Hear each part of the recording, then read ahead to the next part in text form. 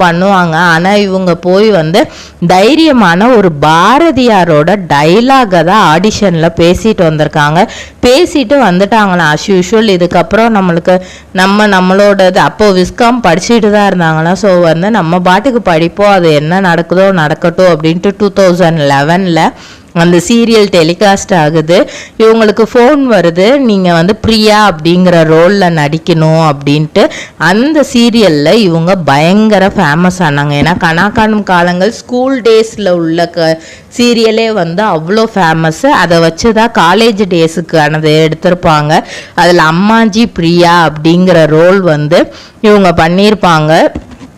ரொம்பவே சூப்பராக பண்ணியிருப்பாங்க. ஸோ அந்த பாக்கு மட்டை தயாரிக்கும் மிஷின் கிடைக்கும். அதற்கான ரா மெட்டீரியல்ஸையும் வருடம் முழுதும் நாங்களே சப்ளை செய்து வருகிறோம். நீங்கள் செய்யும் தட்டுகளை நாங்களே எடுத்துக்கொள்கிறோம்.